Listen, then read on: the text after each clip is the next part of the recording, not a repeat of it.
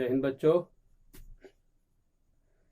चलिए आज हम लोग चलते हैं, है ना, वर्ग, परिपूर्ण वर्ग। अगर किसी संख्या के अंत में शून्य संख्या अगर सम हो तो परिपूर्ण वर्ग होता है कि नहीं होता है? विषम होता है। अगर शून्य संख्या विषम होता है तब परिपूर्ण वर्ग होगा कि नहीं होगा? अच्छा, फिर आते हैं हम घन में। अगर घन कोई संख्या है तो उसके बाद में अगर शून्य संख्या विषम है तो परिपूर्ण घन होगा कि नहीं होगा? सम होगा तो घन होगा कि नहीं होगा? इसके बारे में आज हम लोग पढ़ेंगे। तो चलते हैं शून्य के, है ना, तो हम लोग निकालते हैं वर्ग, है ना। एक का वर्ग अगर मान लीजिए इस पर शून्य एक देते हैं, मान लीजिए शून्य अगर किसी संख्या पर एक देते हैं, माने एक पर एक शून्य देते हैं और इसका वर्ग निकालते हैं, है ना। अगर एक पर एक शून्य देते हैं और इसका वर्ग निकालते हैं तो कितना आ जाएगा? 10 100, है ना। यानी शून्य 2 हो गया। अच्छा, मान लीजिए 2 लेते हैं, 2 का वर्ग करते हैं तो शून्य का कितना हो जाएगा? मान लीजिए, है ना, इसमें भी 2 लेते हैं, 2 लेते हैं तो कितना हो जाएगा? 2 दूनी का 4 और 2 2 4 हो जाएगा, है ना। डबल हो जाएगा। यहाँ सिंगल लिए थे, डबल हो गया। यहाँ डबल लिए हैं, है ना, तो 2 4 हो गया। 2 लिए थे 4 हो गया, है ना। यानी शून्य संख्या आ रहा है। अगर मान लीजिए हम 3 ले रहे हैं, यहाँ पर 2 जीरो, अब 3 बार ले रहे हैं जीरो, इसका वर्ग करते हैं तो कितना हो जाएगा? 3 3 का 9, कौ जीरो हो जाएगा? 6 2 4 6 जीरो, है ना। और क्या, अगर 3 अगर 4 जीरो लेते हैं, 4 पर 1 2 3 4 जीरो ले रहे हैं और इसका स्क्वायर कर रहे हैं तो चौचौ का 16, चौचौ का 16 तो कितना हो जाएगा? 8 2 4 6 8, है ना। तो इसी तरह 1 4 9 16 25, है ना, क्या हो जाएगा? 25 भी ले सकते हैं। जैसे मान लीजिए 50 है, 50 का स्क्वायर करेंगे कितना हो जाएगा, है ना। 1 4 9 16 25 के बाद शून्य की संख्या कितना है? 2 है, यहाँ 4 है, यहाँ 6 है, यहाँ पर 8 है ना। इस तरह 2 का गुना जाएगा, शून्य की संख्या 2 का गुना जाएगा, है ना, यानी सम आएगा। कोई भी संख्या ले सकते हैं, है ना।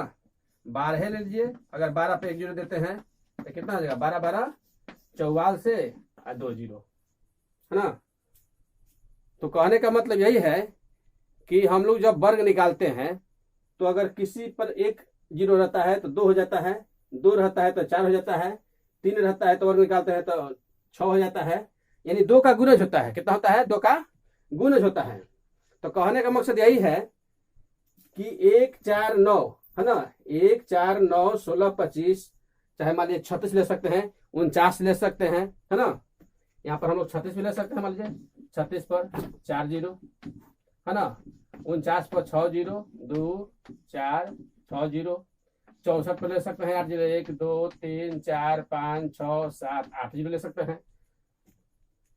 81 भी ले सकते हैं, 81 पर 10 जीरो, 2 4 6 8 10।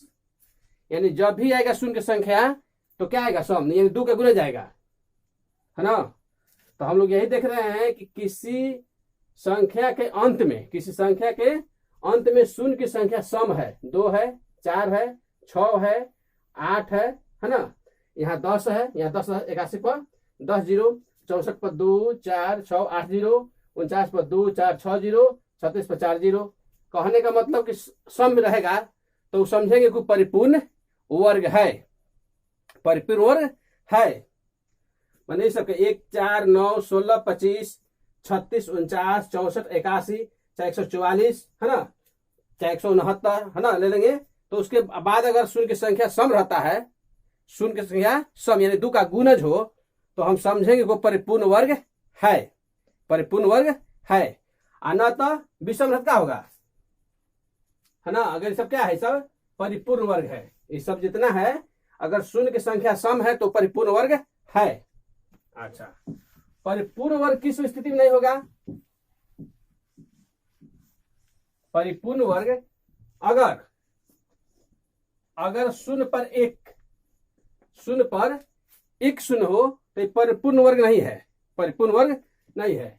अगर 4 पर 3 जीरो है, 4 पर 3 जीरो है तो ये भी परिपूर्ण वर्ग नहीं है। अब मान लीजिए 9 ले लीजिए, 9 पर 2 2 4 5, अगर 5 जीरो है तो ये भी परिपूर्ण वर्ग नहीं है ना। 16 लीजिए, 16 पर 2 4 6 7, 7 जीरो है, ये भी परिपूर्ण वर्ग नहीं है। 25 लेते हैं, 2 4 6 8 9, है ना।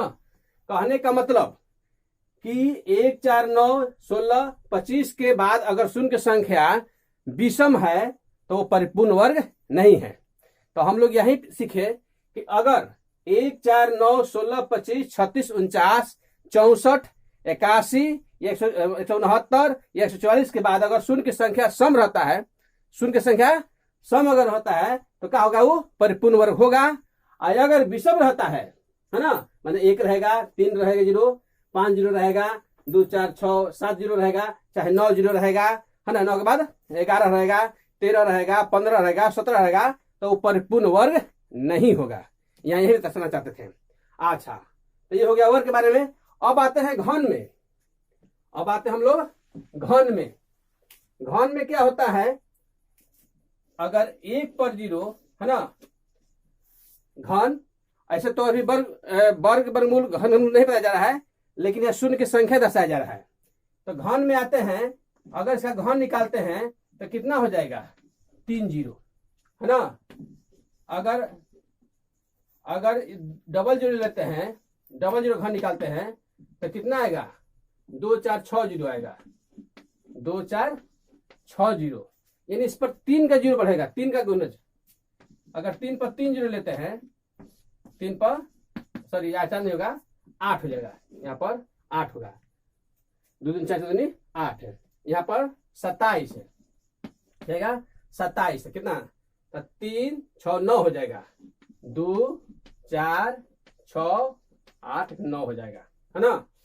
अगर 4 लेते हैं, 1 2 3 4 बार, तो 4 चौका 16 सोच का 64 है, 64 है, कितना हो जाएगा? ये 2 4 यही 12 हो जाएगा, यहाँ 3 3 दूनी 6, 3 3 का 9, यहाँ 12 हो जाएगा, 2 4 6 8 10 12, है ना। तो यहाँ पर देख रहे हैं कि 4 के अगर घन कर रहे हैं हम, घन, है ना, तो 2 4 तो चढ़ती यही 12, 64, है ना। अगर 5 लेते हैं, इसी तरह अगर मान लीजिए 2 4 5 लेते हैं, 5 पर 0, इसका घन निकालेंगे तो 50 25 25 पे से 125, है ना। तो 2 4 5 है ना, तो 5 3 15 हो जाएगा, 2 4 6 8 10 12 3 15 हो जाएगा, 2 4 6 8 10 12 14 15। कहने का मतलब है ना, कहने का मतलब कि घन अगर 1 शून्य देते हैं तो 3 आता है, डबल शून्य का घन निकालते हैं यहाँ पर, तो यहाँ पर कितना आता है? 2 4 6 आता है ना, यानी 3 का गुना जा रहा है, 3 6 9 12 15 18 21 24, है ना, 27 30 33 36। कहने का मतलब 3 का गुना जाएगा। इसमें सम भी है और विषम भी है। घन में शून्य की संख्या सम भी है, विषम भी है, लेकिन 3 का गुणज है, यही ध्यान रखना है। इसमें 3 का गुणज है और अंक दूसरा है, 1 है 8 है 27 है। अब आप कहिएगा कि उसमें तो मैंने मैंने 4 था और उस पर सम था, है ना। तो सम है लेकिन अंक यहाँ 4 है, यहाँ सम है 2 4 6 है, लेकिन अंक 8 है, तो घन में आएगा, आई वर्ग में आएगा, है ना। तो ये 2 का गुणज है, आई 3 का गुणज है, ये 3 का गुणज में 3 6, आई 2 4, है ना, 2 दूनी 4, 2 दूनी 4। तो विशेष अंक है कोनो, वो परिपूर्ण वर्ग है, ये घन है, ध्यान रखना होगा इसमें, है ना। तो यहाँ हम यही दर्शाना चाह रहे हैं कि अगर 10 का घन किया जाए, है ना, 10 का घन किया जाए तो कितना आता है, 1000 आता है। यानी शून्य संख्या कितना है, 3 बार है। शून्य संख्या 3 बार है। अगर 200 का घन किया जाए तो 8 पर 6 जीरो आ रहा है, 8 पर 6 जीरो आ रहा है। अगर 3000 का घन किया जाए तो 27 कितना आएगा, 2 4 6 8 9, 9 जीरो आ रहा है, 3 का 9 जीरो आ रहा है। इसमें 3 बढ़ते चल जाएगा, 9 3 12, 12 3 15, 15 3 18। इस तरफ अगर 6 का भी लेंगे हम लोग, है ना, 6 का लेंगे मैंने 2 4 5 तो 6 जीरो लेते हैं, 2 4 6 जीरो तो क्या होगा, ये 216 हो जाएगा, है ना। 216 पर कौन जीरो हो जाएगा, है ना, कितना 2 4 6 तो 36 18 हो जाएगा, 36 18 हो जाएगा। 2 4 6 8 10 12 14 16 18 जीरो हो जाएगा। माने 3 का गुणज बढ़ेगा। अगर 1 8 27 64 125 216, है ना, या 343 512 या और संख्या ले लिया जाए 729, तो उसके अंत में अगर शून्य की संख्या 3 6 9 12 15 18 21 24, है ना, 27 30 33 36 हो तो वो परिपूर्ण घन है, वो परिपूर्ण घन है ना। कब नहीं होगा, ये परिपूर्ण घन है, ये सब परिपूर्ण घन है। 1000, है ना, 8 पर 6 जीरो, 27 पर 9 जीरो, 64 पर 3 6 9 12 जीरो, 125 पर 15 जीरो, 216 पर 18 जीरो, है ना। कहने का मतलब ये सब क्या हो जाएगा, ये सब परिपूर्ण घन है। अच्छा, परिपूर्ण घन कब नहीं होगा, परिपूर्ण घन कब होगा, कब नहीं होगा, जैसे मान के चलिए 8 पर अगर शून्य की संख्या सम है, शून्य की संख्या सम है तो ये परिपूर्ण घन नहीं होगा, है ना। चाहे मान लीजिए इसी पर है, इस पर 2 जीरो है, ये परिपूर्ण घन नहीं है। 4 जीरो होगा, परिपूर्ण घन नहीं होगा। चाहे मान लीजिए 8 हो गया, न तो 27 है, 27 पर, है ना, 2 जीरो है, तो ये परिपूर्ण घन नहीं है।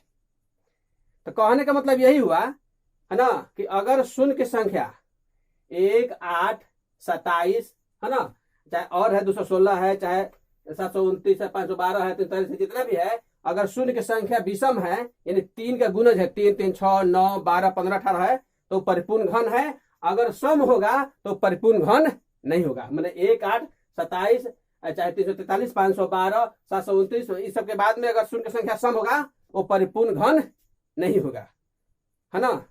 तो अच्छा समझोगे आप लोग कैसे परिपूर्ण घन होगा, और कैसे परिपूर्ण वर्ग होगा, कैसे परिपूर्ण वर्ग नहीं होगा, और कैसे परिपूर्ण घन नहीं होगा। आज इतना ही। जय हिंद, जय भारत।